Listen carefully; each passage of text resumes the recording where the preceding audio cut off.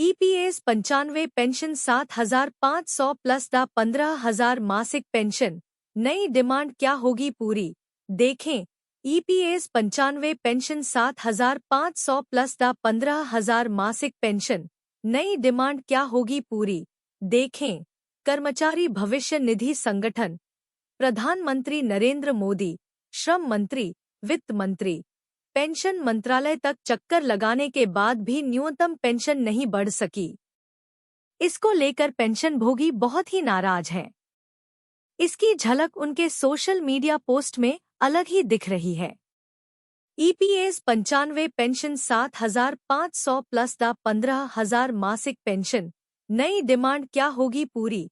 देखें, कर्मचारी पेंशन योजना 95 पेंशन राष्ट्रीय संघर्ष समिति मध्य प्रदेश अध्यक्ष शशि भान सिंह भदौरिया कहते हैं कि हमारी मांग हम सबका हक है। राष्ट्रीय संघर्ष समिति कर्मचारी पेंशन योजना 95 पेंशन भोगियों को हर जुल्म जोर की टक्कर में संघर्ष हमारा नारा है। केंद्र सरकार सावधान हो जाए, 8 वर्ष से न्यायोचित हक के लिए आपके साथ थे। इस बीच अनेक पेंशन भोगी स्वर्ग सिधार गए। उपचार की सही व्यवस्था नहीं हो पाई। 1,000 पेंशन तमाशा बना रखा है। कब तक प्रतीक्षा करेंगे? Employees pension scheme. उन्होंने कहा कि कमांडर अशोक राउत के नेतृत्व में हम सब एक हैं। अभी नहीं तो कभी नहीं। राष्ट्रीय संघर्ष समिति का आक्रोश केंद्र सरकार को हिला रहा है। ज्येष्ठ नागरिकों का श्राप भीष्म पितामह की तरह शेषसिया पर लिटा देगा। देर हो चुकी है, अब अंधेर नहीं हो पाएगा। अध्यक्ष शशि भान सिंह भदौरिया ने कहा, पुरजोर निवेदन है, अभी भी वक्त है। अंशदान के बाद कर्मचारी पेंशन योजना 95 पेंशन मात्र 7,500 प्लस डीए 15,000 मासिक पेंशन आदेश पारित किए जाने का 10 वर्ष से इंतजार कर रहे हैं। कर्मचारी भविष्य निधि संगठन के अधिकारी बेलगाम हैं। EPS 95 pension scheme pension fund, केंद्र सरकार धन्ना सेठों के साथ है। अल्प पेंशन भोगी संकटग्रस्त है, लड़ाई ज्येष्ठ नागरिकों के न्याय की है। कहीं नेतृत्व बदलते बदलते केंद्र सरकार ही नहीं चली जाए। अभी समय है, केंद्र सरकार कर्मचारी पेंशन योजना 95 पेंशनर्स की पेंशन वृद्धि आदेश पारित करके वरिष्ठों का आशीर्वाद प्राप्त करके राज करे। जो पेंशन भोगी का काम करेगा वही देश पर राज्य करेगा। ईपीएस 95 पेंशन को लेकर सांसद ने श्रम मंत्रालय से पेंशन भोगियों की पेंशन वृद्धि की मांग। ईपीएस 95 पेंशन को लेकर सांसद ने श्रम मंत्रालय से पेंशन भोगियों की पेंशन वृद्धि की मांग। सांसद भरत सिंह दाबी ने केंद्रीय श्रम मंत्री को पत्र लिखकर कर्मचारी पेंशन योजना 95 पेंशन धारकों की पेंशन 7,500 रुपये मासिक करने की मांग की है। इसमें महंगाई और चिकित्सा भत्ता भी शामिल है। आगामी बजट में इसका ऐलान हो सकता है, जिससे पेंशनरों को राहत मिलेगी।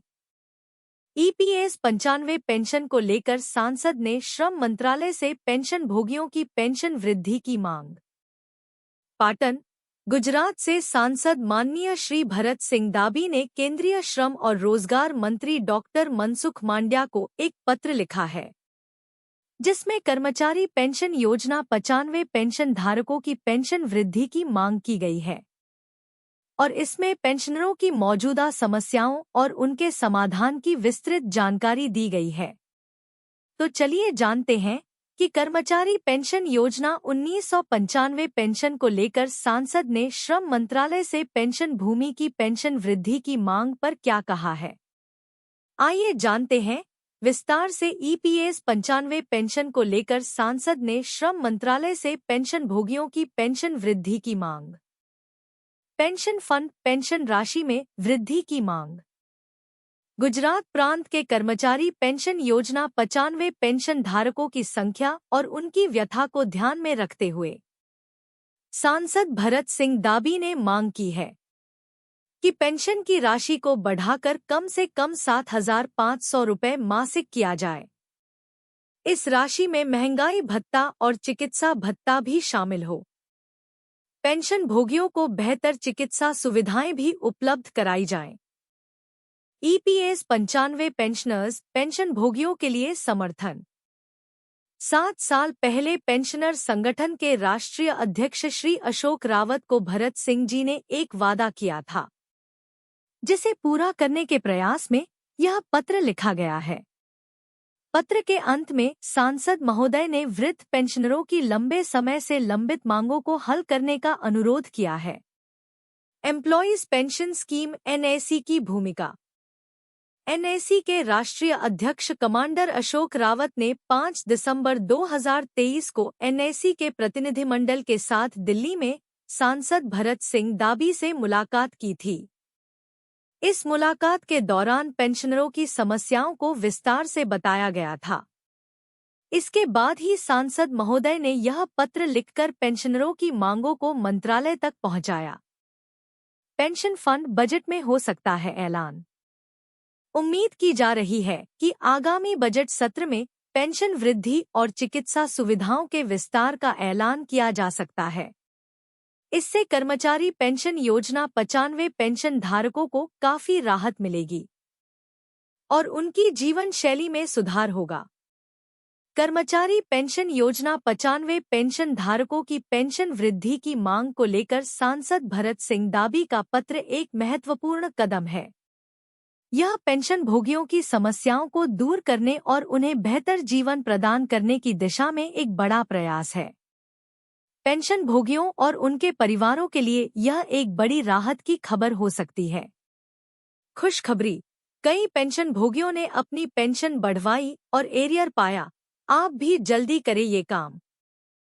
पेंशन और पेंशन भोगी कल्याण विभाग के विशेष अभियान के तहत पारिवारिक पेंशन भोगियों को OROP 2 के तहत पेंशन और बकाया एरियर का भुगतान किया जा रहा है। श्रीमती संतोष देवी को 5.10 लाख रुपए का एरियर मिला। इस अभियान से हजारों पेंशन भोगियों को राहत मिली है।